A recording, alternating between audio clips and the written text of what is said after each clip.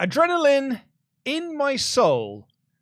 Do we actually think Cody Rhodes' adversity stuff is good, or is it a bit silly? That did not rhyme, and I'm so disappointed. Well, I mean, it was two things to it. A, I didn't want it to rhyme. Because what's the point? I think you'll find that poetry doesn't have to rhyme, Dan. Stop trying to put me in a box, Dan. And two, I thought of it when 2 seconds were left on our countdown timer. I suddenly thought, oh no, I don't have an intro. And then I thought, do you know what? I'll go with that. Yeah, even now I'm trying to think of what it was, and I'm like, I don't know. I don't know what I'd do. Adrenaline in my soul. Cody's arm. There you go. You tried, Luke. Is not a, yeah, but you are trying. Yeah, and that's it. It tried. You know, you are trying. Oh, I see. Because it's trying being a co-host with me. Yeah. I also in that I failed miserably to do a rhyme with Cody's arm. I was going to go fell out of its hole, but then that's not what happened to the arm. It might have been. No. Thanks for joining us here on the Raw Review today. This episode is sponsored by Raid Shadow Legends. Please do click the link in the video description down below, or the one that's being spammed by our moderators, and download Raid Shadow Legends. Also, look, there's a QR code on screen right now. He's here. And he's downloading Raid Shadow Legends. As we speak. That's what he's been doing. Yeah, he's been playing Raid Shadow Legends. So we've got a bit more on Raid in a little bit. We'll do this after the first round of UltraChats, because Raid have got something a little bit different. A bit spicy. Going on at the moment. There'll be more of that when we get into the ad sponsor bit a bit later in the show. But please do click our link in the video description or scan this QR code that's on screen right now. Or the one that is being spammed by our wonderful moderators. Of course, I am Luke Owen, DAD. This is The Truth, Professor Dan Layton. Please do press the subscribe button if it's your first time here. Give us an Ultra Chat and a thumbs up and all that good stuff. And do get in your Ultra Chats to WrestleTalk.com/support. And we'll read out all of them above the $5 US. Two little bits of admin. First off, thank you very much to the Ultra Chatter that sent in a message to let us know that script instructions that we give to our editor had ended up in the actual... We did an F up. Yeah, it ended up in the... Not just in, like, the description, like the video description, but also in the actual subtitles itself. I sent a screenshot of the Ultra Chat to Pete upstairs, and his reply was, "Oh hell." So thanks for the admin help. And a little bit of admin, too, a little bit of house business. Secondly, one person has pointed out that in my review, I said this was in Philadelphia, Pennsylvania. No. It was in fact in Hershey, like the chocolate, Pennsylvania. Like that is an absolute error on my part. Yeah. I apologize to the good people of Philadelphia, but I will not apologize to the people of Hershey because your crowd sucked. Oh my god! As punishment, you should all eat the awful chocolate that your city produces. Very true. It smells like it tastes like vomit. Hershey, it tastes like feet. It tastes like absolute vile. Yeah, it tastes awful. like when you've not washed your ears for a bit and then you do that and go. Oh, that's what it tastes like. You know, if you've been like walking for a really long day, and you take your socks off, and you put your finger in between your toes, just because you need to get an itch or something, and sometimes you maybe get a little bit of lint. From it, and then and then maybe you just like no, it that's tastes what Hershey like a tastes fungal nail infection. Yep. Earlier this weekend, I was at a barbecue and my friend's dog licked the inside of my mouth. That was a more pleasant experience than the day I ate Hershey's. We are just ragging on this town, and it's their own fault. Well, it's their own, absolutely. Because they didn't show up. Well, actually, what's weird is they did show up, but they didn't show up vocally. But I will say they were here for the Cody. Well, who isn't? So we're gonna. I don't think there's actually going to be that much of a debate between you and I on this one, but I have seen some people be a little bit. I feel like Cody's a bit Marmite sometimes. Right. It's very a Britishism, I suppose. But I find he is a bit Marmite. People either really like his very silly 80s white meat baby face, blue-eyed baby face, the earnestness of it all, and then other people were like, no, it's overacted.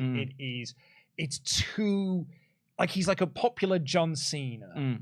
But who can actually wrestle? You know what I mean? Like, I think some people just really don't like that side of it. It's like, oh, when are the fans going to turn on Cody? Because there are, I mean, look, this shtick that he's doing really worked in the early days of AEW, but like the pandemic and some of the promos he did during the pandemic, particularly one where he sort of, he sold racism, kind of hurt a lot of his stock. So when crowds came back, they were like, I'm sick of your Homelander. Right. Because and that's where the Homelander thing came from. It's like he's been presented as this babyface, but actually deep down, pretty unlikable. And there was a lot of, I think this story on today's show was so Cody. Yeah. Unbelievable. Like the Cody levels, this was high Cody levels. Because it wasn't Cody, it was very Cody. It was very Cody. Yeah. Like, this was so Cody. Not Cody-ish, it was Cody. It was Cody. Because Cody arrives and immediately is attacked by Brock Lesnar. And Brock Lesnar bodies him around around the backstage area and throws him into kegs and stuff. And then Cody is like up against this like metal great door thing. And he's just like, great as in the material. It wasn't a great door. Well, I mean, it was quite large. And he was there being like, oh no, I'm so hurt. And Brock Lesnar grabs one of these kegs and absolutely twats him in the arm with it. And Cody lets out this like Tom and Jerry-esque yelp of like, and that sets up a story for the whole show, which is that his arm's broken. He's got a hurty arm. So he was being seen by medical, and Byron Saxton was trying to get an interview with him, but Cody wouldn't see anyone. Adam Pearce walked in. And later on, Brock Lesnar came out, about sort of like hour into the show. Brock Lesnar came out and be like, hey, do you know Cody Rhodes? What? Like, hey, Hershey, what do you want to talk about? Yeah. And he said, look, Cody's not medically cleared to compete at Night of Champions now, so I'm going to wish you an open challenge. Who wants to fight me at the pay-per-view? Great little bit of heelery by there. Also, particularly like his heelery when Ali was trying to cut his when he promo. fobbed him off completely, yeah. Brock Lesnar walked past Ali doing this promo and just looked at him and went, get a life, kid. Which, like, not no. And then Cody comes out, arm in the sling, and he's just doing his little like, I'm Cody Rhodes, I've got a tough face. And he did a little stomp down to the ring. And he takes off the sling and he goes to fight Brock Lesnar. But Brock Lesnar, Kimura. Immediately locks the Kimura in, breaks the arm further. Cody refuses all form of medical attention. Backstage, docs are trying to get in. A referee tells Adam Pearce he won't let any doctors see him. He's refusing all medical attention. He won't let anybody in the room. And Adam Pearce is like, all right, I'll think of something. And then we later see Adam Pearce. He's on the phone. On the phone. And I was like, who are you going to call? Who could you possibly be calling? Tripsbusters. At this hour. And he calls Tripsbusters. Yeah. Although I suppose that would mean that they're trying to bust Trips. Who would be the Trips Buster? It's a shame they weren't Ghost Hunters. Because he could be... So he calls Triple H. Oh, you're having a good show, Dan. I've been reaching all evening. So he calls Triple H. Yeah. The main event, the last thing that happened on this show was Cody Rhodes. He wouldn't let anyone in his locker room, but he will let a camera crew in to film this conversation.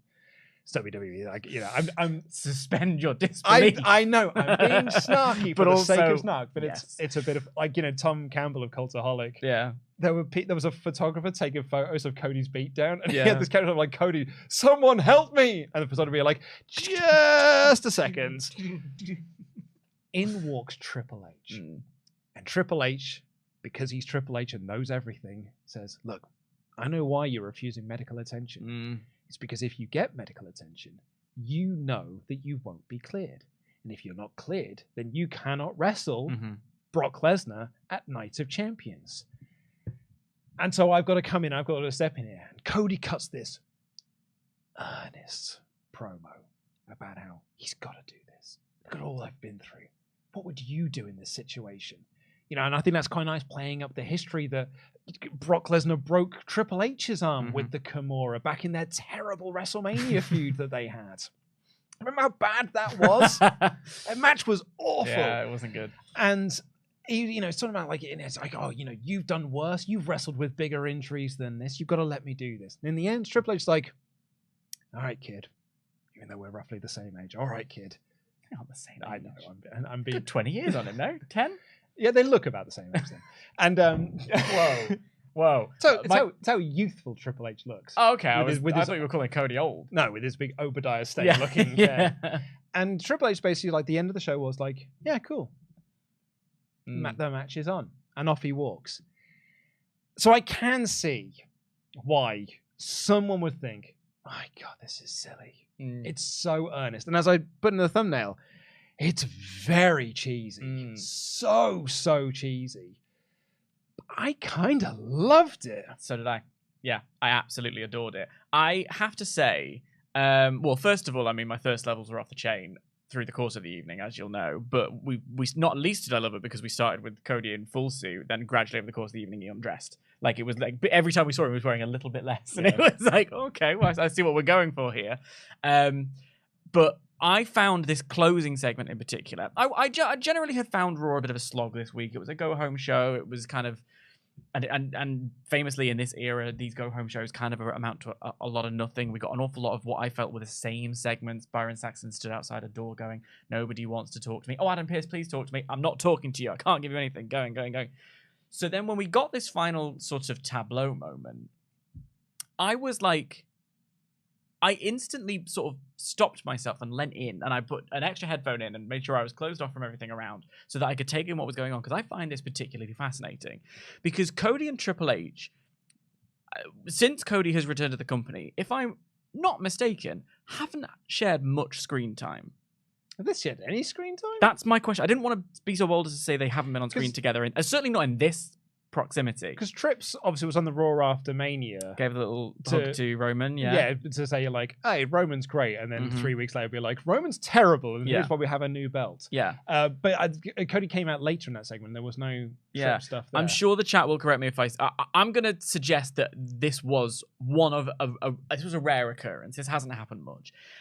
And yet, these two are so interwoven, because Triple H, for all his, good and bad, is sort of the face of the modern WWE. Even when Vince was very much still 100% in charge, and we all knew it, the idea was Triple H running NXT, Triple H. So to the point where when AEW began and Cody had his entrance with destroying the throne. With throne smashing, yeah. Well, he didn't destroy anything that Vince has, did he? He destroyed something Triple H had, And it's this idea that AEW was a competitor to NXT, and then NXT gets put up to... So...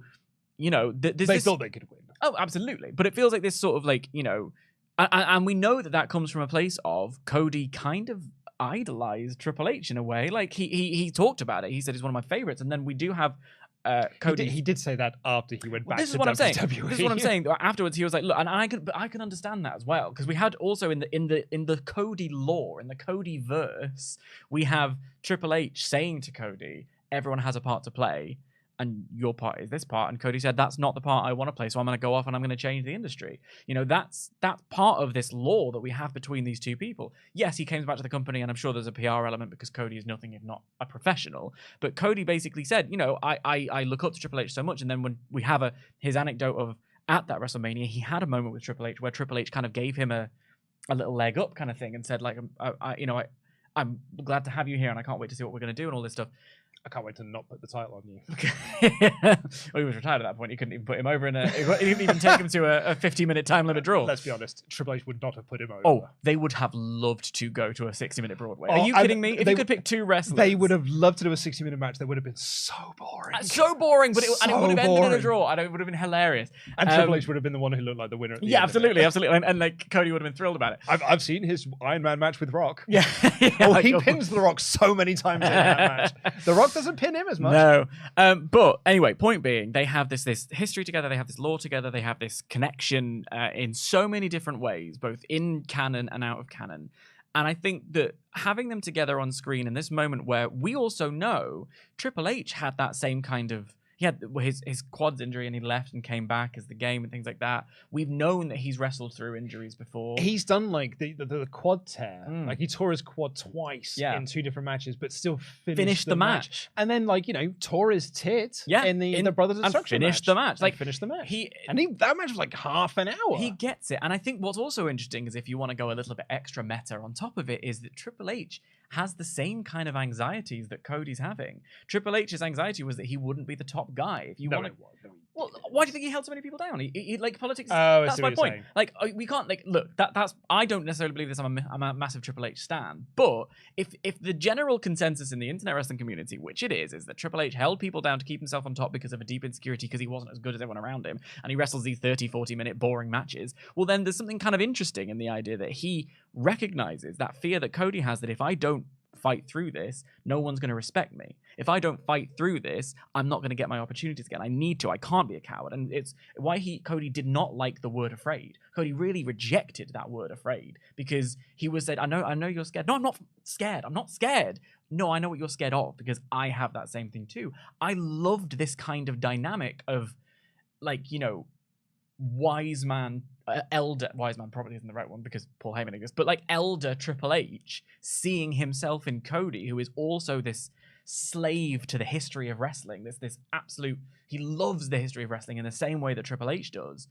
And I don't know, I found it to be such a compelling and fascinating pair on screen in this little moment. And then the moment where Cody's just like, right, I'm doing it. There's nothing you can do about it. And he gives him a little pat and it was fatherly almost. And this man who was part of the team that invented AEW. I always like to say he invented AEW because he kind of did. He's one of the EVPs. He's like, you know, All In was him and the Bucks. I was going to say, were it not for him and all he sort of did, it wouldn't look the way it does. Absolutely. Well, Cody pushed indie wrestling to All In. Yeah, exactly. And so I think he's the one who played. Like he was the one who responded to the tweet. Yeah, like it was his thing of like, I'll take that bet. And the other thing with that, I mean, Triple H using NXT as creating himself a super indie kind of thing and reminding us what great wrestling looks like, you know, pat himself on the back for it. But like, bear in mind, he always thought that style was awful. Sure, but point being, he gave it a platform. And the idea that these two people who, in separate companies with separate ways, gave wrestling a rebirth in a way, squaring off together and having this conversation, I just found it such compelling television. Like I've been binging Succession. And it's the same kind of thing. No spoilers at all. But it's the same kind of thing where I can't help but I'm fascinated by how these two people are going to interact, and I would love to see more of it. And I get that, like you say, I get why people might say it was cheesy. I get why people might say that it was a little bit too much. But that's who Cody is. That's kind of my point. Triple H is. Yeah. Oh, absolutely. Yeah. Because I think I even said this on the Mania live stream reactions that Cody is perfect at the matches that Triple H thinks he can do. Yes. But Triple H has never been able to do the style of match that he wishes he could do. Yeah. That Cody is a 5-star master at. I found it to be a very compelling, just because of like outside of, you know, the bigger picture stuff, in sort of like small individual kayfabe things. Triple H has got the exact same history with Brock that Cody has got with the broken arm and the Kimura and all this sort of stuff. So that was quite nice.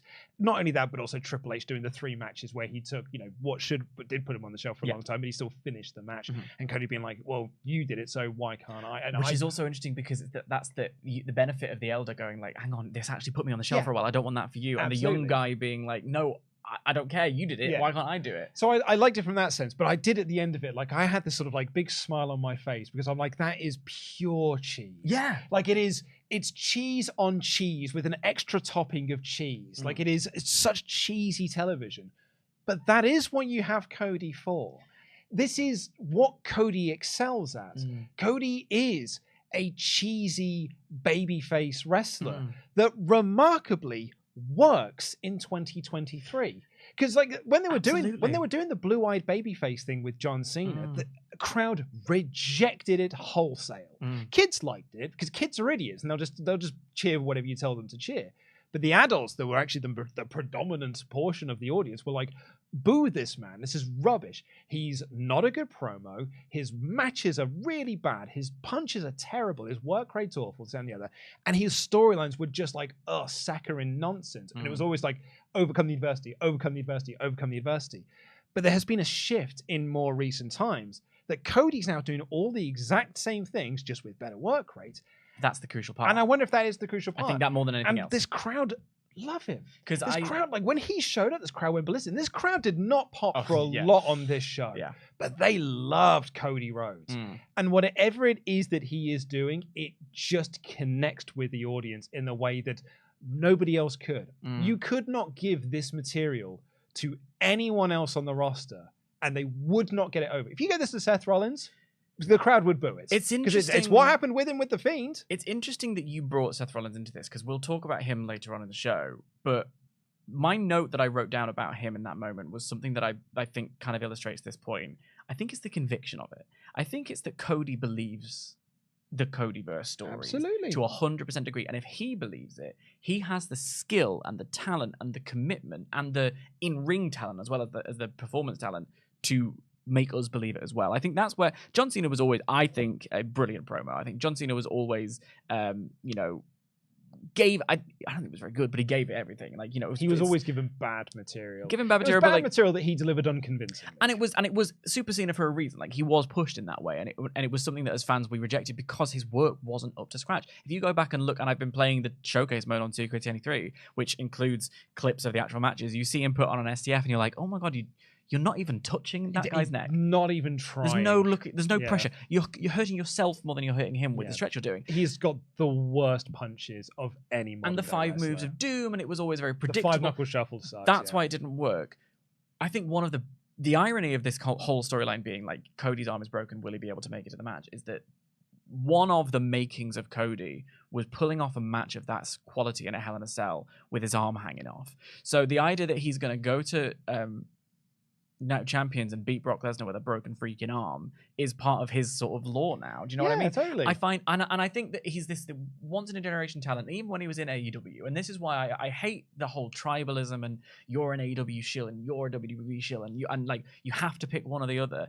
The shows do different things. They both are pro wrestling shows, but WWE is that kind of like high camp, sometimes very cheesy, very earnest PG stuff.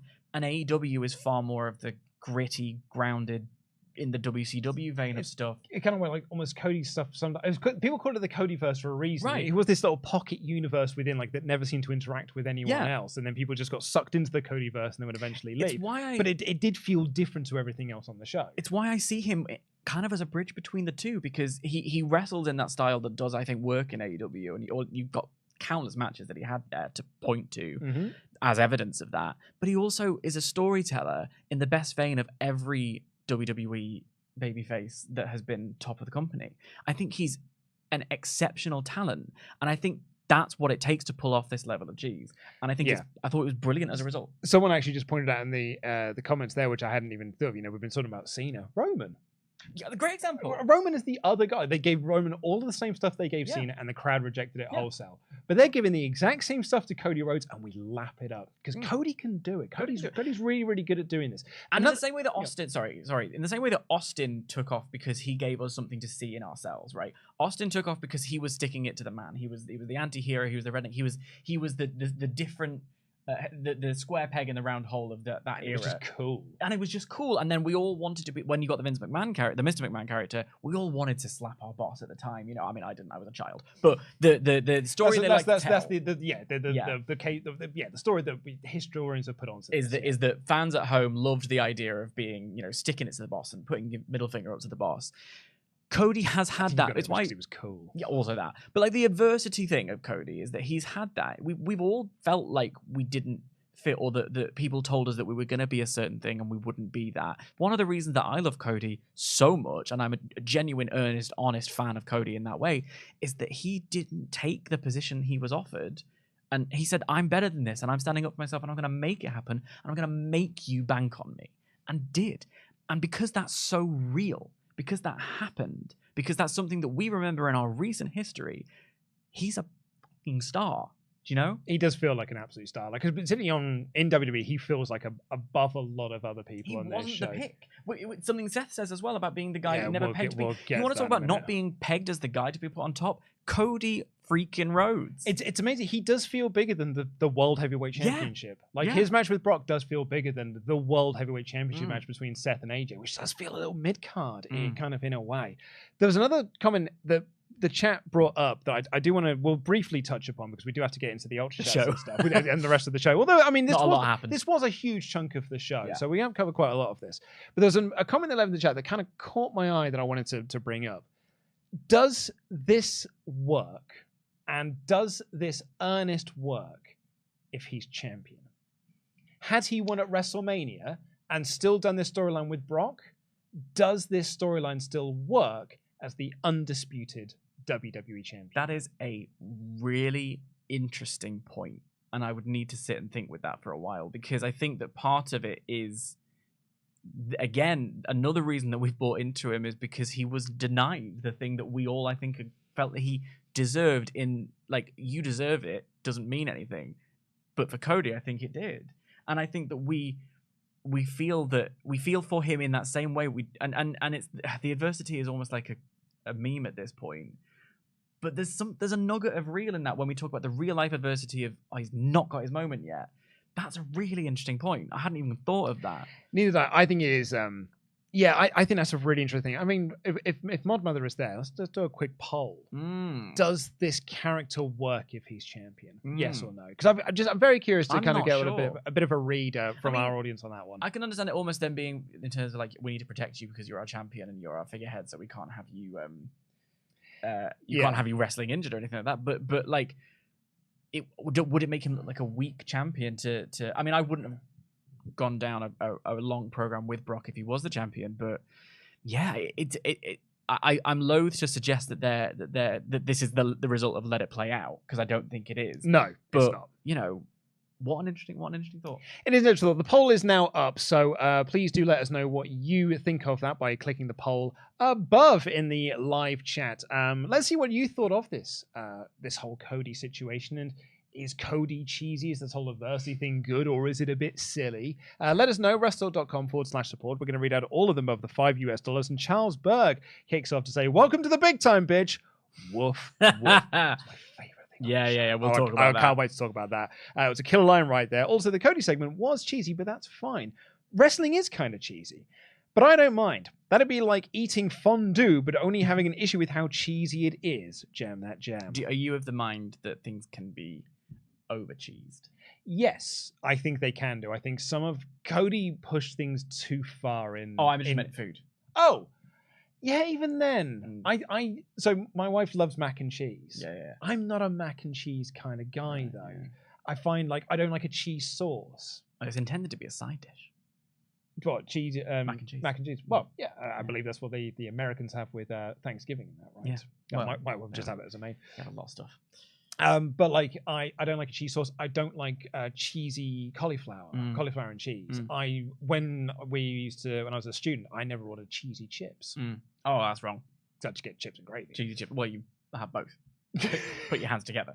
But point being, sometimes in life you can have food that is too cheesy. Yeah. You can do things in storylines and in films and TV that is too cheesy. And I think Cody did that in AEW. A few people there in the chat's been like, look, I think AEW fans turned on Cody, WWE fans will as well. I don't think they will. I think it's a very different audience in WWE. I don't see them turning on Cody the same way that AEW fans. Because AEW fans basically at one point just said I think we've had enough of this. But also, it then just became a meme. It was like, well, you got to boo Cody because that's the thing that we do. Well, this is a problem I have with groupthink and fandom in general, which is the idea of we all jump on this idea, so we'll boo it because it's the thing that's done. It's not the thing that's done. It's the fun thing to do. Right. And that's a very indie going into wrestling business for itself. It's a very indie wrestling fan mindset of just well, this is the fun thing to do, and we're having fun doing it. And that's why I find it even more worth talking about and pointing out and highlighting and praising, because when something earnest like this breaks through that kind of attitude, that kind of the idea of the fun thing to do is to be, we're too cool for this.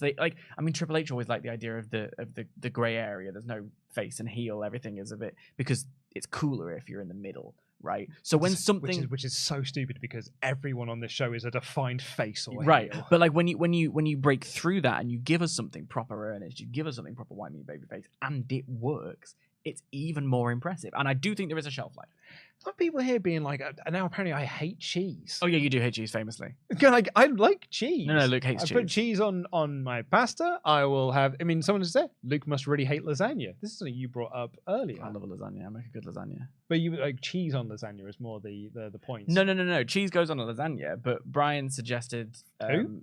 Brian Children suggested that cheese on a lasagna makes it a cake, like a cheesecake. Oh, and I was like, what are you talking about? I was going to say, I thought you were saying cheese doesn't belong in lasagna, and I was like, I'm pretty sure it would do. Yeah.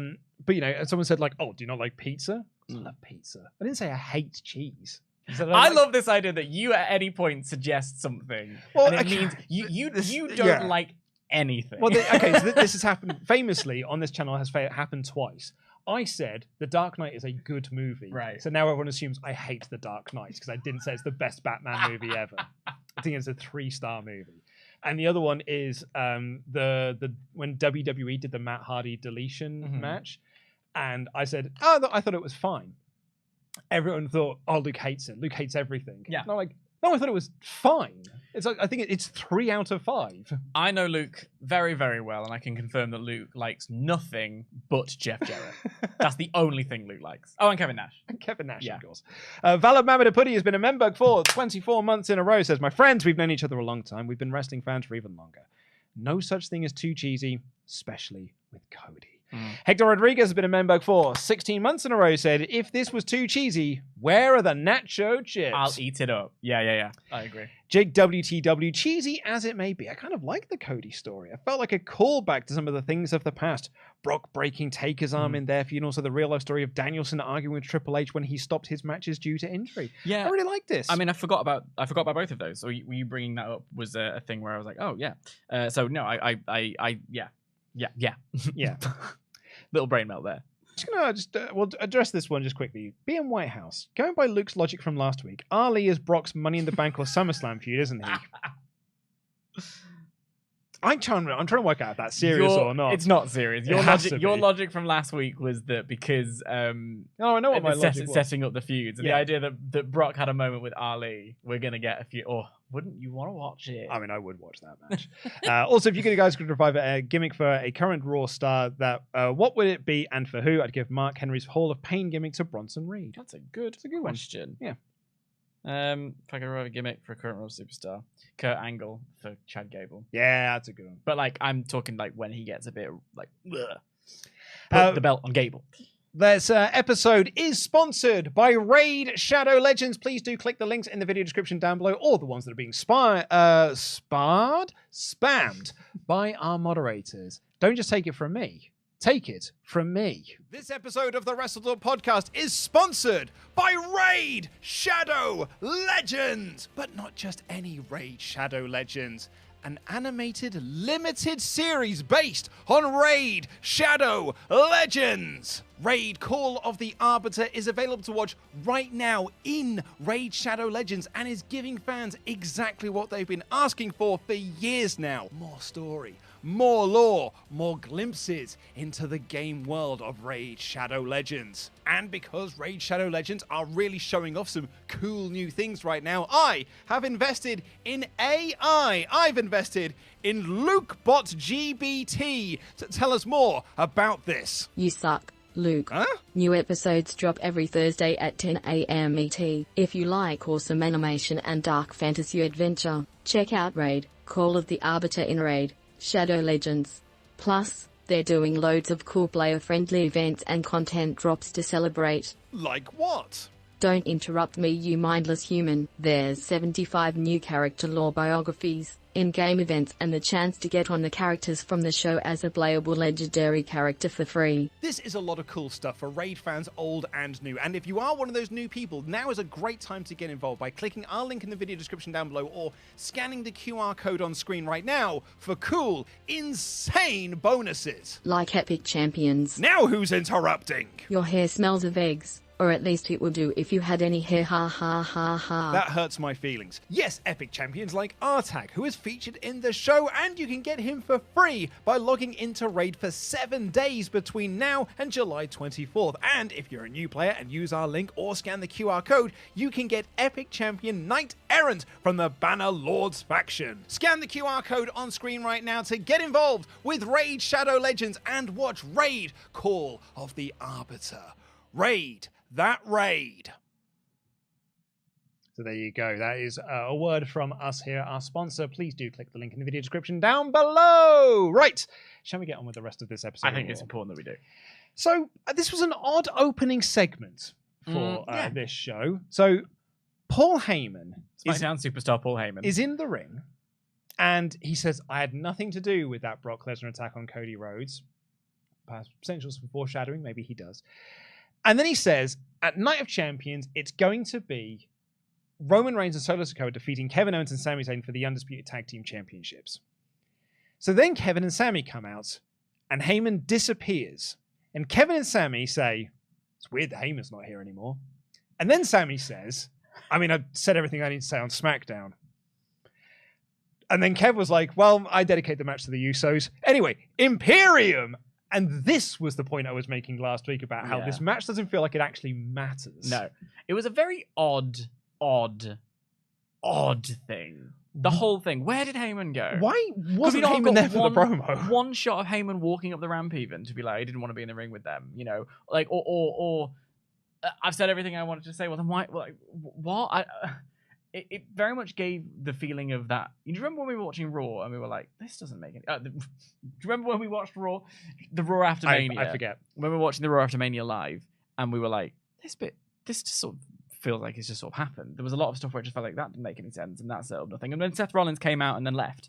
Like, it gave me the same energy as that. I was like, what's happening? Okay, I guess we're doing Imperium now. And that's when I wrote down, we're definitely in a go-home show, Toto, because famously, over the past several months, those haven't been a thing. No, it's a good thing. It is interesting, actually. Like, I was checking online, and I saw quite a lot of people were really down on this episode of Raw. Like, JD from NY said that this was like the second worst Raw of the year, and like Denise on the Fightful Post show was also really down on this. I thought it was like of a similar quality. The Raw always is. I think it's interesting. Raw is always just like at this little mid level. There's just like some segments that are great, some segments that are sort of below average, and they just sort of like average each other out to just be like this consistently mid show. I think I felt I was quite down on it as well. I think a large part of that though has to do with, first of all, the crowd being. I was like, it's bold of this episode of Raw to be produced from a library. It felt that like did make it. me laugh. And then also, I nearly stole it for my review. But also, there was a lot of repetitiveness. So that mixture of like silent crowd, no crowd energy, and we do at home feed off the energy of the crowd. If the crowd are hot for something, it makes the wrestling more exciting because the wrestlers are feeding off the crowd, which then at home gives us a better experience.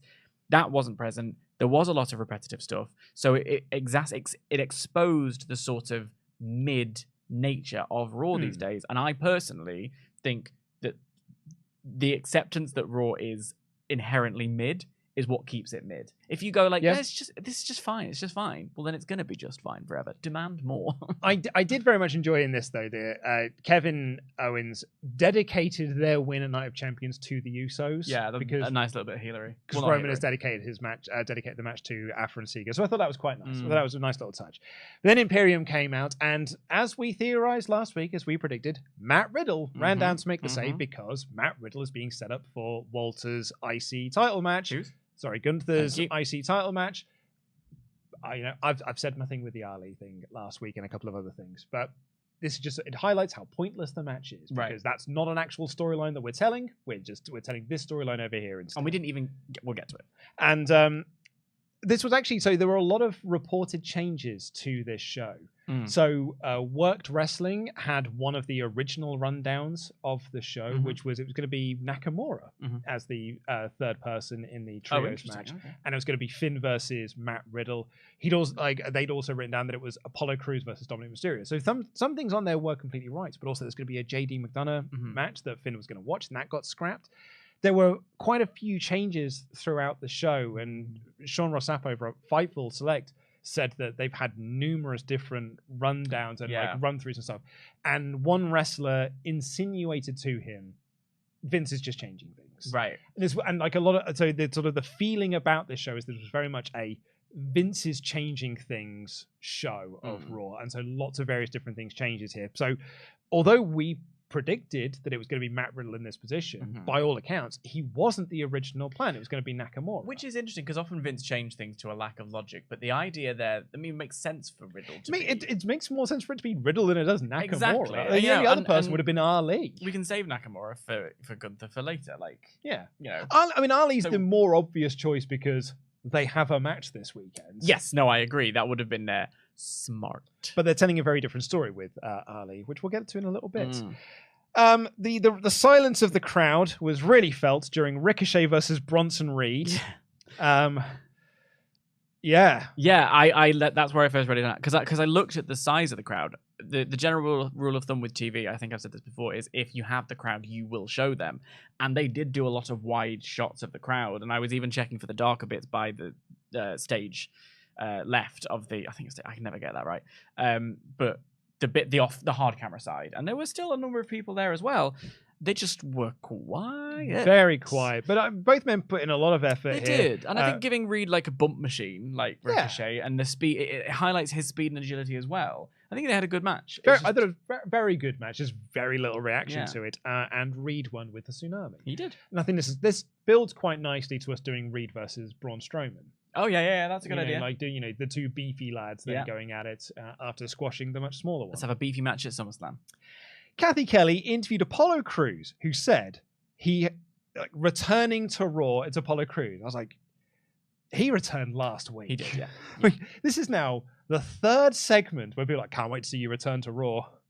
After he's already returned to Raw. He came back last week and he was in a match. Anyway, Dom and Rhea interrupted because Rhea was going to be getting interview time next. Yeah. But she was like, no, I'm just going to do my interview now. Mm-hmm. She challenged Natalya to a match at Night of Champions. I care as much about that name as I do this match. And Cruz was upset that they interrupted his interview and a match was made between him and Dominic for later. This made no sense and was very oddly staged, but I really like the colour orange. I didn't mind it.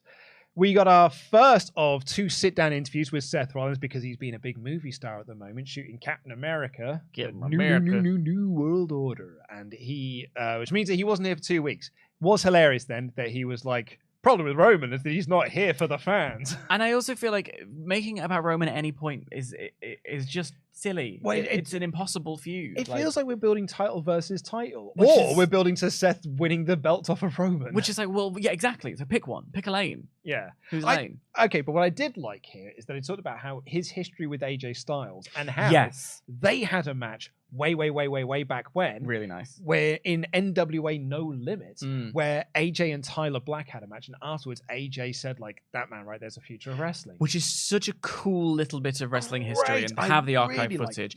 And it does give credence to the idea that if this belt does go on Seth, it's not just inevitable.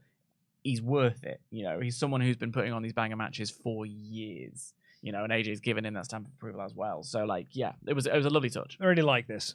Balor and Priest cut a backstage promo on Shinsuke Nakamura because it was Balor and Nakamura later in the show, and they just kept their little plate spinning, but they pinned the tag champions next week because, I just want to kind of the match this week doesn't matter because this is the feud we're doing instead. You wait till my predictions. I feel like I spent more time with this promo looking behind them for an Easter egg. I don't know if you did this. But there was eyes were like, all right, what's in the background? I was like keeping an eye peeled. It's quite dark. Maybe there's going to be Uncle Howdy, but I was no QR code. Yeah. So I couldn't tell you what they said. Speaking of silence, Candice LeRae took on Zoey Stark. This actually was more silent than the Bronson Reed match. Yeah, I am high on Zoey Stark. I like Zoey Stark a lot. I think that promo was pretty cool. It put her over as an athlete, like someone who's in great physical condition. The idea of a Zoey Stark Candice LeRae match was one that I was really looking forward to. And then what happened?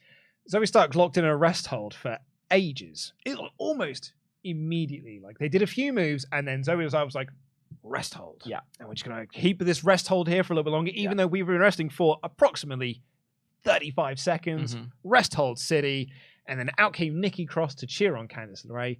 Candice did a dive to take out Zoey Stark, and Nikki got too excited and hugged Candice LeRae. And in the middle of this celebration, Zoey Stark pushed her into the stairs and hit the Z360 for the win. It was a very quick match with not a lot of action and even less reaction.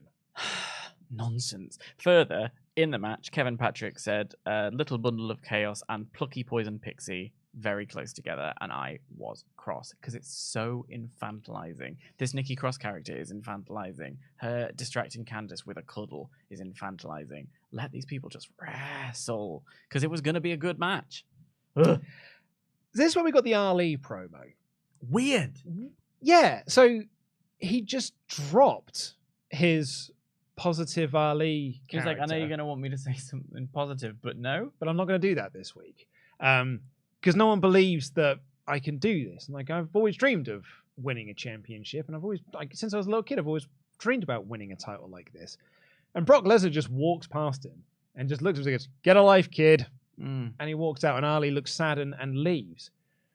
This is a big 180 from what he was doing last week when we had the big over-the-top celebration with all the pyro and everything. And now he's like sad because no one thinks that he can beat Gunther. So with the lack of Ali in that match with Imperium later on, and we didn't even get a segment between Gunther and Ali last week or this week. It's because that match doesn't matter, Dan, because the actual storyline is Gunther versus Ali. It's almost like, Dan, I was right last week. It's almost as if, Dan, everything I said last week was actually correct and people didn't want to believe me.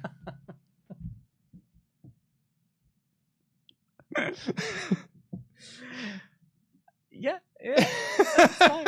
We spent 20 minutes arguing about this. The chat were having a pop at me, and look who was right all along. Captain Luke, as per usual. I still don't agree with you when it comes to the tag team feud. I don't agree with you with the tag team feud, but this one here was on point. You're right, because that's all just about the bloodline infighting, as opposed to it was actually about the match itself. You're right. Yeah, you're right. Yeah. Weird. So weird. They just fobbed him off. Why? Because it doesn't matter, Dan. I know. Because the match doesn't matter. It doesn't. But this is where my problem with and it wasn't my problem, and it isn't my problem with your point. It's the execution of it, which is that, like, the match doesn't have to matter. They can still build it. Like, they can still be a challenge, and they just didn't. And I'm like, what? It's like, did Vince watch the show last week? Yeah, or it's, it's because that's a Vince change. I'm going to say it. That one feels like a Vince change. Like, Pete said something in the office earlier that's really stuck with me. I don't think he's wrong, actually. Was it Luke, you're right? No, he would never say that. No, Pete hates me. He would never say anything like that. No, what Pete said was, like, his prediction for Night of Champions is Ali's going to be taken out before the match. Yeah, well, yeah. And like, it'll just be Brock Lesnar versus Matt Riddle. And I was like, I can actually really see that, because hang on. Brock Lesnar versus Riddle. Sorry, Gunther versus Riddle. Yeah, right. Do apologize. Just because, like, that is the program that they're building, and it also then actually furthers this Ali character of this dejected, no one believes in me character. I had a shot at the title, but I didn't even get my shot at the title because I was attacked beforehand. We have that with Corbin. I'm a bit of a sad boy. Yeah. There's a direction you could go with Ali. I don't know if that's the case. It's Pete said it because we were talking about who our Joker picks are going to be for WrestleTalk, and Pete was like, "The Gunther seems like the most surefire bet that it isn't Rhea Ripley, but I'm not putting it on Gunther because there's every chance that this match doesn't actually happen, and it's going to be this match instead." So I could believe that. That's an interesting thought. Yeah, odd. We then got the Brock and Cody angle, and then we got Alpha Academy versus Viking Raiders. Now, while this was a library for most other matches, this crowd was super into Otis. But also, that's helped because there are 3 things in life that you can count on: death, taxes, and Chad Gable putting on a banger. Yeah, well, but it wasn't Chad they were cheering. No, I know, for, but like with a combination of some really good stuff and Otis being Otis, the charisma magnet. I loved this. I really, really liked this. A, the action was very good. B, Chad Gable won. Yes, I know.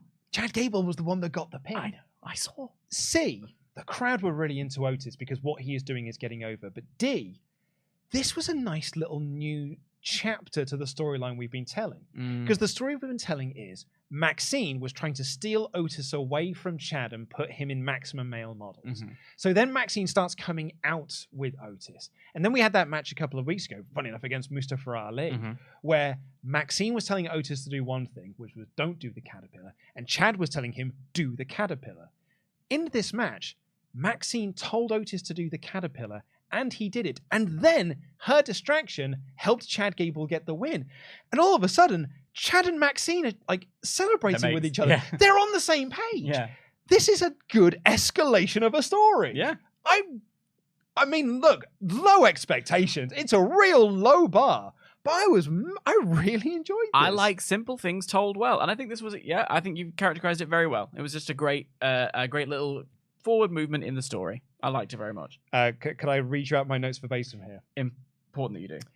Indus cut a promo with no crowd reaction played over it, so it sounded exactly like their match last week. Very nice. Yeah. Thank you. Can I read you my notes about that moment? Please do. I'm finished. So I'm going to pass this one over to you because you wanted to. You asked me this before we went live on air. Because up next was Finn Balor versus Shinsuke Nakamura. And I saw this graphic and went, oh, all right, well, give me that on free TV, are you? Okay, fine. And I did a little Google and checked how many times we've seen that before. And we have seen the match before, so it's not like it's a brand new pairing that we're just getting given for free.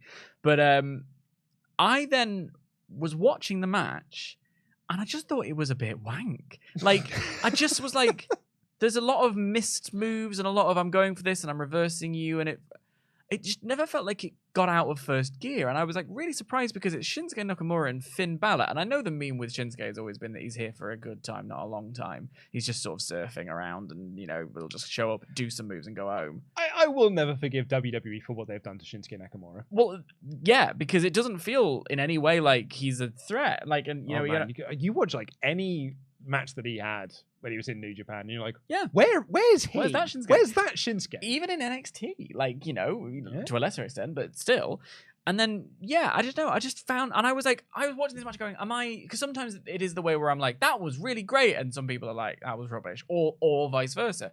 And I just wasn't sure with this one whether or not I was just grumpy. But I just found the styles never really went anywhere. And it just felt like a TV match in all the worst ways, and I found that incredibly frustrating. I don't want to watch Shinsuke Nakamura and Finn Balor wrestle a TV match. I don't want them to kind of run around the ring a little bit and miss some moves and go for others and then half hit like a very limp-looking knee strike to the head.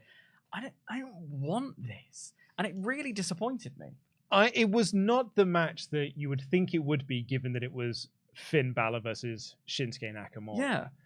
But I didn't think it was bad. I don't think I would say it was wank. I thought some of the action they did was pretty good. Like the crowd did not help things. They did this moment where they had a double down and like you could hear a pin drop but I from think this crowd. That's probably it, because when they're doing reversals and it's like, it's not even like a whoa, what's it going to be? Oh, it looks like a training exercise to me when there's no response from the crowd and there's no like heat on the match, because it was completely heatless. They just went out. There was no reason for them other than something that happened on Raw Talk. And who watches Raw Talk? But also they were in the triple threat for the World Heavyweight title as well. So they were. Yeah. Whoops. But I don't know. It just was like, it just happened, and I just did nothing. It was a bit of a nothing match. I'm saddened by that. But it was also there to set up Nakamura versus Priest, because that kind of felt like that's the direction that we're going here. Yeah. And that's which I'll watch. And I will absolutely watch that. And I think using this match to set that up was a really smart thing, because Damian Priest was like, there was a moment when Shinsuke Nakamura was on the outside and did his "come on" thing to Damian Priest that was nice, and it's his distraction with Priest, like he took him over the barricade because he was like sick of Priest interference. Priest dragged Balor out the ring at one point. That led to Balor hitting the shotgun drop kick outside, rolling him in the ring, hitting the coup de grace for the win. I thought it was a good match with a good finish, but it really did deserve a better crowd. Not that I think that a better crowd would have been like, this is awesome for it. But they at least just would have popped for it. Yeah, it just did nothing for me, and I was devastated by it. I clearly was also wrong on something as well. I thought the four-way tag for the women's titles was on this episode of Raw, but it's next week. I thought it was this week. So that's my mistake. I haven't said it in a video or anything. It's just in my notes. I was like, I thought it was this week. No, it's next week. Yeah. So then we got two hypers up for that. Raquel Rodriguez versus Sonya Deville. They recapped Raquel getting attacked by Ronda and Shayna last week. And so Raquel won easily, because of course she did. She did the same thing to Chelsea Green last week. She stamped on Chelsea Green's glasses, and I was upset because I care very deeply about sunglasses. And the commentary were like, against all adversity, she's overcome this. I was like, she did the same thing last week. This Raquel experiment ain't work. And speaking of the same thing, Raquel's about to have her third potential tag team championship partner in less than a year. But at least this is what she has previously tagged with before. Right. Not that the commentary team know that. And I forgot. Yeah, so they were then doing this 2-on-1 beatdown afterwards, Green and Deville that was. And Shotzi, who just 3 weeks ago had been drafted to SmackDown. Was she? Yeah, she was part of the graphics. Like, she was on the show drafted to SmackDown. Was she? Yeah. I thought she was drafted to Raw. No, she was drafted to SmackDown. Oh, for crying out loud. Runs down to make the save. There are so many women on Raw. And the commentary were like, ho, ho, ho, look at this new partnership between Raquel and Shotzi. And even backstage, Byron Saxton was like, a new partnership for you. And I was like, have I gone mad? Have I made up that they were a team for a little bit? Because I was like, Raquel used to ride out on her tank and stuff. Yeah. I'm trying to find Raquel Rodriguez, and I've just searched for Raquel Rodriguez, the Costa Rican footballer. So that's not her. Yeah, Raquel's on Raw. Yeah, Raquel's on Raw. I couldn't remember if Raquel and Liv have been drafted to SmackDown. No, they got drafted to Raw, but obviously they can be on both shows because they're the women's tag champions. But when they're not, which she's not, so she's a Raw superstar, so why isn't a tag team one of the several women that are on Raw? Because, Mingy. Let's move on before I start seething. The crowd are the chat aren't actually that bothered about this. They're arguing about whether or not people knew Nakamura before he came to WWE. Anyway. We then got some more Cody stuff and a video package for Matt Riddle. Kind of like some of this, we're just like, just playing some video package. Here's a cool thing. I like them. Works for me. Very cool. But this was the best thing on the show. Yeah. This was awesome. Mm-hmm. The Becky Lynch and Trish Stratus contract signing. It's interesting because there was a part of it that wasn't awesome, but please go. Oh, okay. I'm curious to know what this is. So Becky comes out, big time Bex, but also the man. She's got like the weird sunglasses and stuff. Loved it. And she comes out, doesn't got a promo, just signs the contract, and she sits back. Mm-hmm. Trish Stratus, she looks so good. And Trish Stratus made her entrance, and she's got this cool new entrance thing for, and it looked really, really awesome. And she walked down to the ring. She was like, "Oh, it's very cute that you just jumped in there and just signed that." It's probably because you've done a few of these before, haven't you? You got to do quite a few of these contract signing things, but I've never got to do one of these before. This is my first contract signing I get to do on TV, and you should thank me for that, because without the work that I did building a better women's division, you wouldn't have been able to get segments like this. And I thought, oh, that's so good. Like that's really, really nice. And then she talks about how, you keep talking about this badness in your head referring to me, but really it's the person you're looking at in the mirror. And then she signs the contract. And I was like, that was a great promo from Trish. Loved the presentation. Loved her reasoning. And then Becky got to cut this promo. Mm-hmm. And Becky talks about how, Trish, you're not afraid of having a match with me. You're afraid that people are going to realize you're not as good as they remember you being. Yeah. Which is a brilliant, brilliant line. And then she goes on about how, like, I have had the career that you dreamt of having, but I have nightmares about having to do the things that you had to do, because Trish was, on top in a period of time when women were not wrestlers. They were sex objects that were just paraded around and fulfill your fantasy matches, or Miller Lite Watson, or, all this sort of stuff, when they were just sexualized objects. And then had the ultimate line here, where it's like, if you think barking like a dog is bad, just wait till what I do to you at Night of Champions. Welcome to the big time, bitch. Woof, woof. And Trish, knowing that Becky is right, just left. She threw a table over. Threw the table over in like frustration, because Becky's not wrong. Yeah. And I love the fact that they, it's relying that the audience have got enough of a knowledge of to know the segment that Trish did in like 2001. Quite a famous segment, I think. It is a famous segment. It's also especially if you're online. But it's from 22 years ago. Yeah. So if you're like watching this now and you are 22 and you have not gone back and watched or not seen, people talk about it, you probably don't have any idea what she's talking about. But as someone who was, I grew up in that period of time, I was 16 when this sort of thing was happening, almost 17. I know what they're talking about, and how like Trish has defended that segment and being like, no, I think it actually really helped build heat for the match between Vince and Shane. Not for me, but it also made like my babyface turn in that match mean all the more when I turn on Vince, because that is one of the best WrestleMania matches ever, that Vince and Shane match, and like with some of the most the loudest pop I've ever heard with Linda McMahon standing up from a chair. It's one of the most sports entertaining matches ever. I agree. I loved this segment. I loved the meat of this segment. I loved the performances of this segment. I thought this was an absolute home run, and it is my most anticipated match for Night of Champions. I echo 95% of what you're saying. I think when I say I have a problem with it, unfortunately for me, I thought what Trish had to say was really solid. I think the way she said it and the way it was executed, I think she stumbled a bit, which is a rare miss for Trish. But for me, it was that Becky comes out looking unbelievable. What I wouldn't give to wear that outfit. Like, I just loved all the glasses. They were great. The hair, it was amazing. And I big time Beck's greater than the man. I will say this forever and ever. Amen. And I thought what Becky said at this, she was just like, come on, I'm signing. All that stuff was great. Her promo at the end, I agree, completely brilliant. The response to, I put you on the map being sort of like, the idea that she said of, you're not as good as they remember you being, is such a horrible thing for anyone who ages, anyone who's done the thing and gone away and come back. Leave things in the past. Let the memories live, because the memory is better than the thing. Yeah, literally. So that was a really compelling thing. I just thought Trish's bit was a good point, but made wonky. It was wobbly, and I don't expect that from Trish Stratus. I think she's been playing this heel character particularly brilliantly.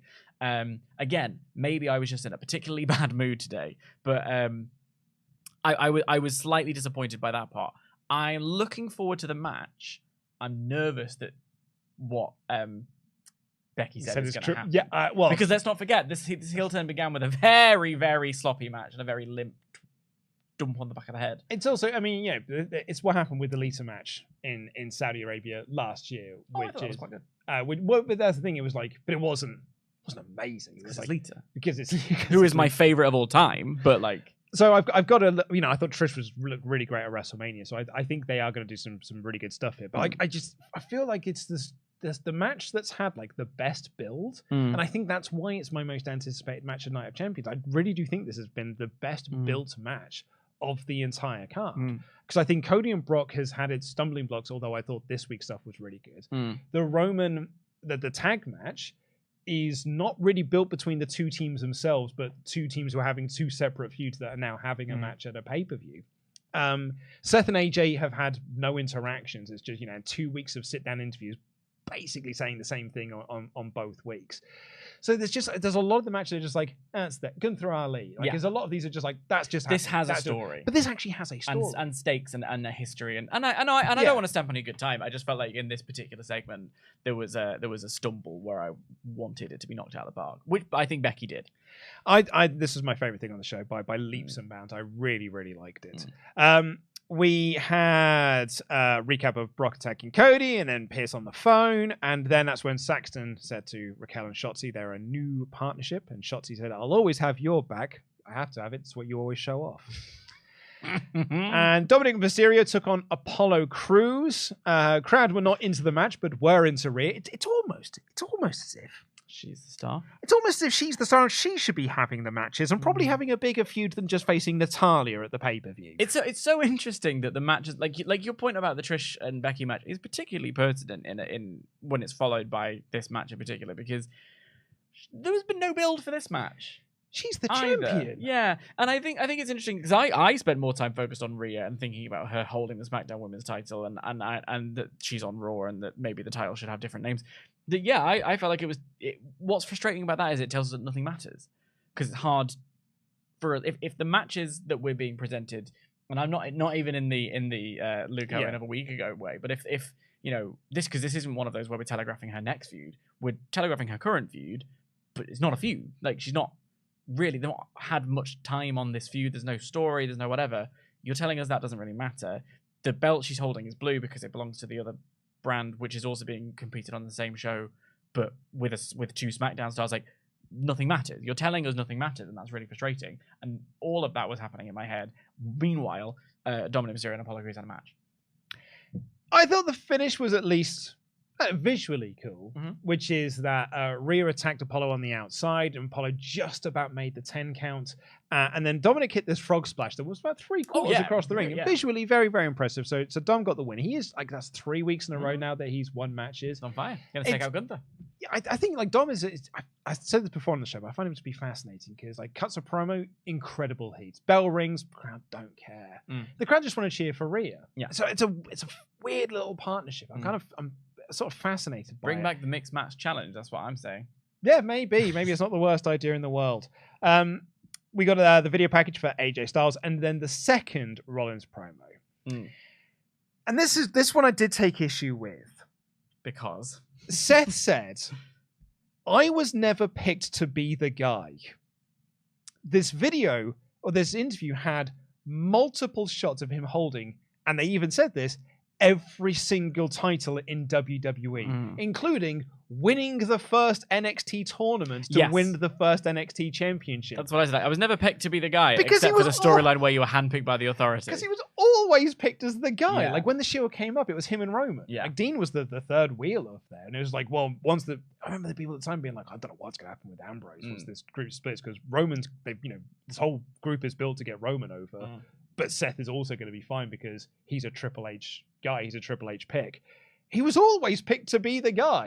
And yeah, he's been like, man, I need to win this belt because I've never been picked to be the guy. Yeah. Says the man who's probably going to win the first World Heavyweight Championship this week because he's the hand-picked guy. And who has also held the World Championship, the Universal Championship, like the NXT, all of the other championships. What I found interesting about this segment, and again, this is where I tie it into the Cody thing, which is that I think Seth believes the stuff he's saying. Like, not so much, it moved on from the I wasn't picked to be this guy into something else. I can't quite remember exactly what it was. You've probably written it down. No, I've got here. I mean, that's video package because it's something he's wanted since he was a child. Right. I believe that he believes in himself, and I believe that he believes in the idea of, like, I've got to make this happen. And you know, he has the conviction, and that's something that we need to be able to buy into him. And I appreciate that he sells that an awful lot.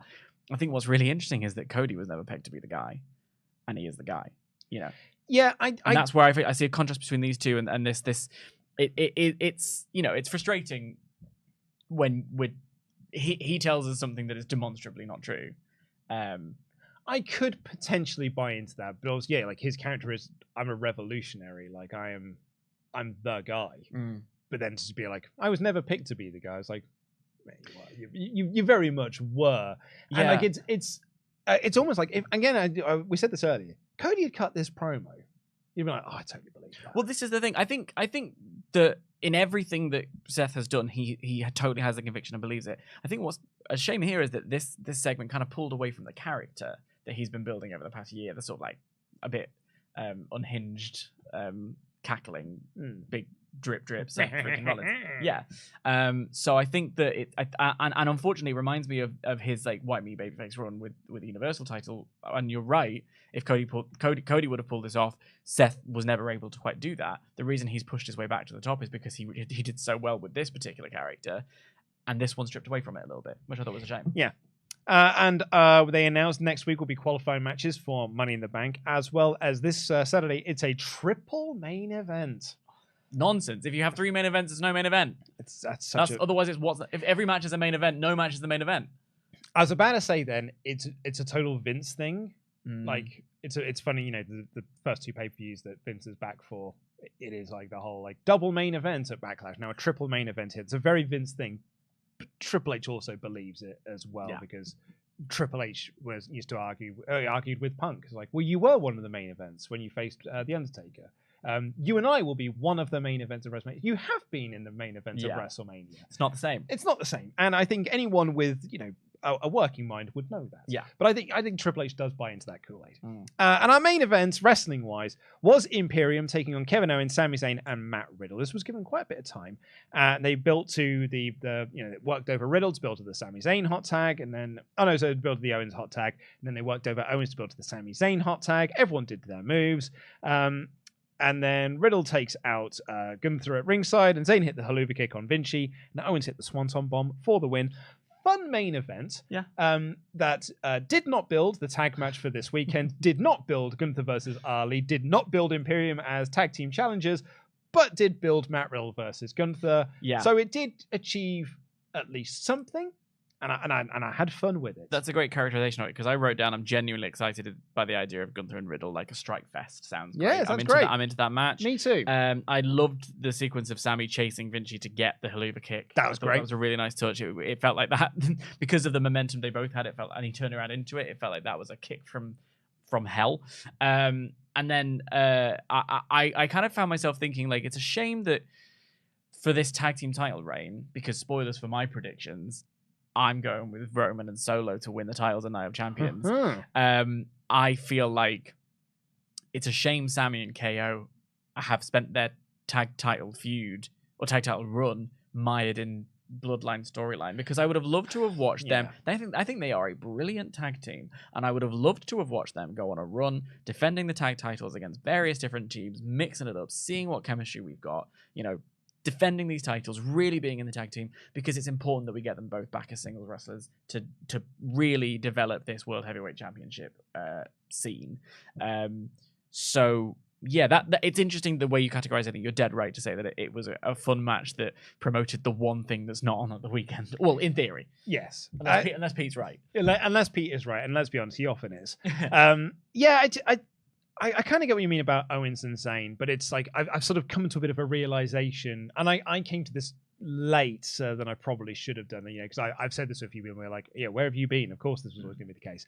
I really did think that the Bloodline storyline was going to push Owens and Zayn into the stratosphere, and I thought that was really going to get them over, particularly when they got their big win at WrestleMania in the main event, the actual main event. And it was huge. It was a great match. Huge, great match, and the actual main event of WrestleMania. I thought this is going to be a great moment for them, but they are just background actors to the Bloodline, which is the actual main event. They were just parts of that. They weren't the main event. They were just part of a main event that's really about Roman and his cousins. And so I think that's a shame, and I think that's been shown then on TV, because they have not felt as over as they did 3 months ago. And that's because they've not really been given anything to do. They just feuded with the Usos again, but it didn't mean as much because you did the big payoff at WrestleMania. And then they've been feuding with Roman and Solo, a feud that they have said multiple times, I don't know why we're doing this feud. And then they're not really doing segments together either, apart from the one on SmackDown. So it just feels like it's a nothing match. It's a shame. So they haven't had like the story for them to get to. And maybe like once we get out of Night of Champions and they go into something with Judgment Day, maybe that's when we can actually just let them flourish and they can be an actual main events act. But we'll see. But that, we said this with Backlash. We've just got to get through Backlash and then we can get on the rest of it. Well, we'll just have to get through Night of Champions and then we can get to the rest of it. Yeah, I personally don't see them going any further. Like, for me, it's like these belts are... They've hit a ceiling. It's not that much they've hit a ceiling, because I think they haven't hit the potential that they could have hit if they were separated from the Bloodline storyline. I just don't... It's just that it's the idea that they're ever going to not be in the Bloodline storyline with these belts is kind of a... I don't see it. I don't see Roman and Solo losing, personally. I mean, you said this in the predictions. We were talking about them earlier. I thought, crikey, if they win, like, what do we get then? Just Kevin and Sami go for the belts again? I don't see it. I see them going back into the World Heavyweight title scene or doing something else. Man, if that's it, and then they just... And this is what makes me look at it and go, like, this wasn't the plan. This wasn't Triple H's plan. And I know that makes me feel like I know you everyone hates Triple H except Dan Layton. No. I think it was the plan. I don't know, because I think so much of the plan changed because they kept the belts on Roman. I see what you're saying. I think the Bloodline storyline was going to go in a different direction. And it was going to free Sami and KO up a little bit, and they would have gone on. They would have probably lost the title. They would have a little run, but they would have lost the titles.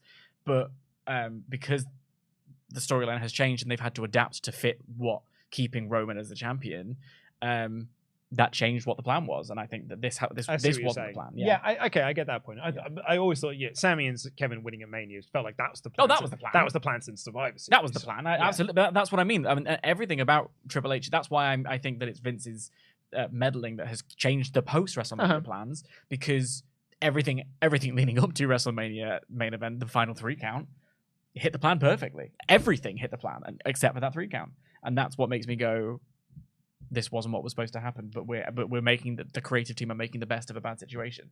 Well, speaking of the 3 count, I gave this episode 3 out of 5. I gave it a 2. Unfortunately, I don't like being a negative Nancy, but I thought this show was kind of dead. I thought this was it was the same level of mid that a lot of episodes of Raw are. But I really enjoyed the Cody stuff. I really enjoyed the Cody angle, and as I said, I loved that Trish and Becky segment. I thought that was awesome. Yeah. Well, if you are one of our Patreon Pledgehammers over at patreon.com/WrestleTalk, you get your name read out on this podcast. Tomorrow is Wednesday. You know what that means.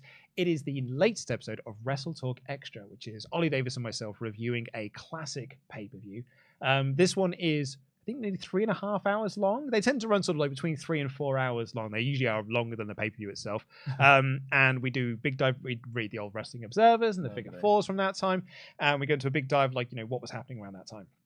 And this month's episode is TNA Sacrifice 2009. Our main event of Jeff Jarrett versus Sting versus Kurt Angle versus the TNA champion Mick Foley in an ultimate sacrifice match where everyone is sacrificing something in order to be in the match. Nice. Jeff Jarrett is putting up his voting shares in the company.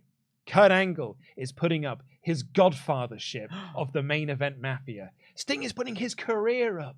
And Mick Foley is putting the TNA championship. What a massive sacrifice that is. But no one knew until the finish of the match that it's only if you get pinned do you lose the thing that you were putting up. So Sting pins Kurt Angle, but does not win the TNA championship, but does win the main event mafia godfathership. And there's this ripple through the crowd of like, oh, is that what the gimmick of the match was? That's Triple H. That's Triple H. That's TNA 2009 in a nutshell. It's TNA all over, and we had a great time watching it. So yeah, go and check that out. It's available tomorrow over at patreon.com/WrestleTalk. If you're one of our $25 and above Patreon Pledgehammers, you get your name read out on the show like these fine people. Rue the Day, Ruari O'Brien Kelly. The Aztec Warrior, Hector Rodriguez. Hannah A. Baby. Wheelin' and Dealin', Stephen Everett. The Turtlenecks Tyrant, Christian Cooper. Star Wars Wrestling. JS Turn. The Eco Warrior, Brian. Acknowledge him, Roman Dietrich.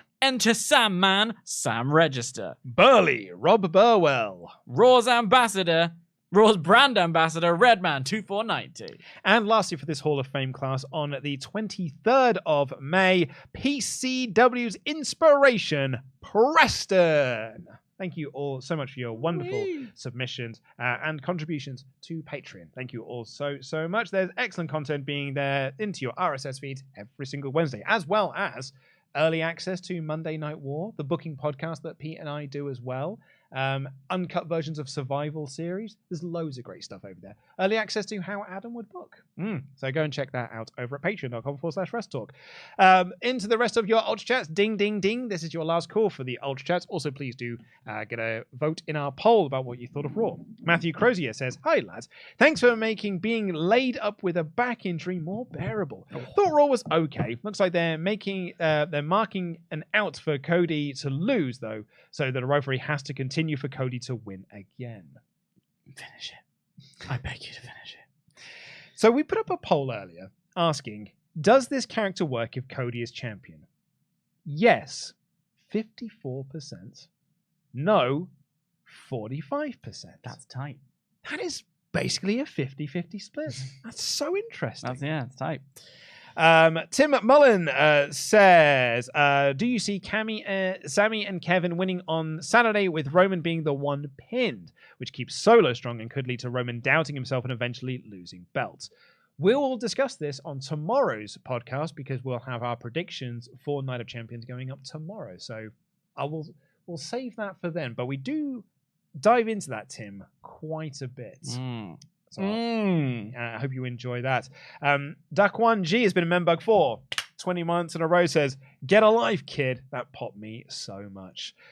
Gar Monroe says, "My first live stream in ages off work due to viral tonsillitis." Piped in crowd plus Kevin Pease. "This isn't Canada's next top model. This is WWE. Aside, this was a good Raw. Please swap KP for Vic. I now get what Dan means about him. Welcome to the big time, bitch. Woof woof." Yep, I'll take over from KP. I don't mind. I've got time. Shout out to you with your viral tonsillitis, and shout out to Matthew Crozier with the back injury. It's very much the injured list we're with today. It's which like WWE's women's division right now with Liv Morgan. Actually, well, I say women in general. Yeah, Mercedes getting injured, Jamie Hayter injured as well. It's a real rough time. Good luck, everybody. Get better. Absolutely. Stay safe out there. Charles Berg has been a member for 24 months in a row. Happy 2 years to you. Says, "I've got a favour to ask the chat / anybody who will be at Saturday's watch-along party for Night of Champions. After the second match, please chant, 'Charles Berg sucks.' Thank you kindly." I'm pretty sure Charles was trying to get this started at the Clash of the Castle watch-along as well. And did not take off. Self-flagellation. You don't want to do that. Maybe this time it will, Charles. Who knows? Maybe this time the crowd will chant, Charlesburg sucks. So if you're watching this and you aren't coming this Saturday, there you go. You've got your orders from Charlesburg. If you haven't already, please do get your tickets. There are only a handful available left for our Night of Champions watch-along party. That's fun, isn't it? That'll be so much fun. I'm really ticket in town. I can't wait. I'm really looking forward to it. All of my family are going to be in town because Stockport County are in the playoff finals, and I'm on the other end of town. I'm like, bye.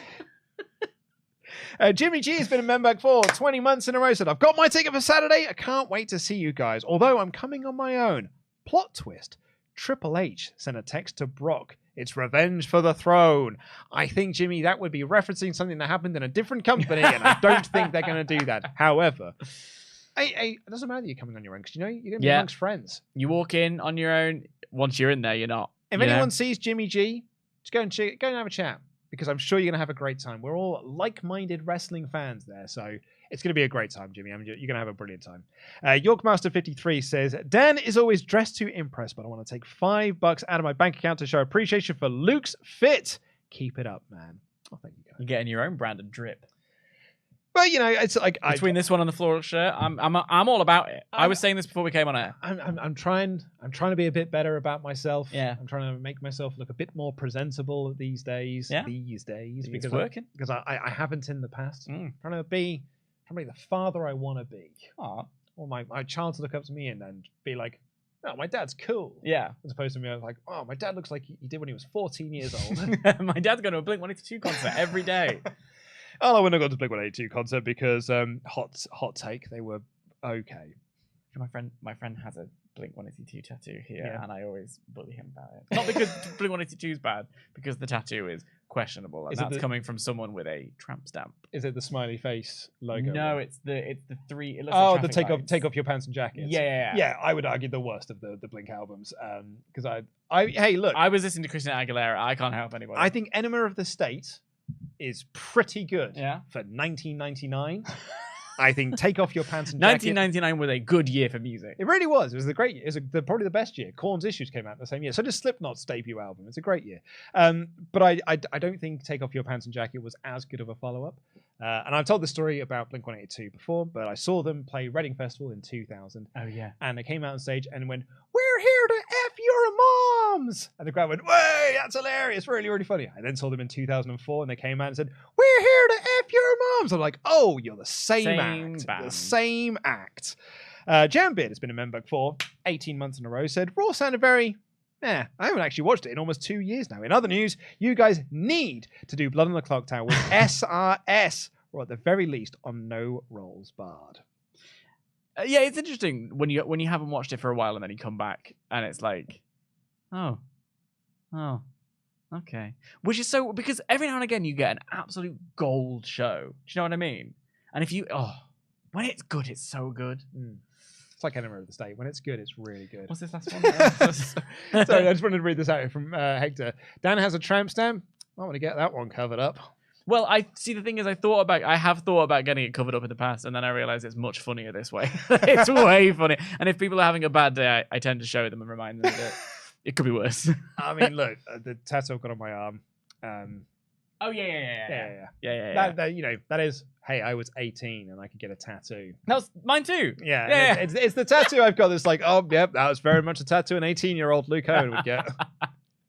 And Scott Peden says, so good seeing the Professor Dan Layton on our screen. Keep up the great work, lads. Raid that raid and jam that jam. We're just going to end the poll so we can find out what you all thought of this episode of Raw. And it is mid 51%, thumbs up 31, thumbs down 16. Oh, I mean, I'm glad everyone else had a great time. It's mid, but pointing upwards. For me, it was right. It was this way. I'd say it's bang mid. But that's all we've got time for on this edition of the podcast. Thank you all so much for watching. Please do press the subscribe button. If it's your first time here and you've made it this far, give us a little thumbs up as well. Just before you click off, just press the thumbs up button. How was that? Press it. Do you know what? There's 1,200 people here. Press it. All of you. Press it right now. Press it. Press it. Now. No, you. We don't see you. You. Now.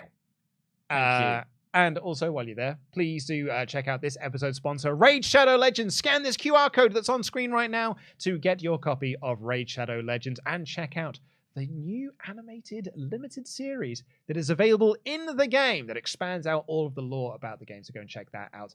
And yeah, if not, we'll see you on Saturday. But we're back tomorrow. It's a busy old week here on the WrestleTalk Podcast. We're back tomorrow. It's almost like there's a massive couple of shows at the weekend. Yeah, no, we're back tomorrow with predictions for Night of Champions. Then on Thursday, it'll be the AEW Dynamite review, and there'll be predictions for Double or Nothing. Come on, weekend. Then on Saturday, it is the live watch-along party for Night of Champions down at the Long Arm Pub and Brewery. Tickets are available. Please do click the link in the video description down below. But we'll be doing live stream reactions from the pub itself. So you can't wait. So you can watch that along with us. And then on Sunday, there will be a review of Night of Champions. And then Tempest and Adam Blompe will be doing live reactions to AEW's Double or Nothing. And then on Monday, there will be a review of AEW Double or Nothing by Ollie Davis and the Professor Dan Layton. I'm hopping brands. It is a busy old week here on the WrestleTalk Podcast, so please do press the subscribe button and enable notifications to know when we go live so you can join in all of the great conversations. Thank you to the 45 of you that did press the thumbs up button. Oh, I've been tracking it. That's so petty. What do you mean that's petty? That's good. That's a good thing. Two people have retracted theirs. Thank you so much. That's so much fun. That's really made my night. Love you all. We will see you tomorrow. Take care, everyone. I've been Luke Owen, DAD. That has been the Professor Dan Layton. Jam that jam.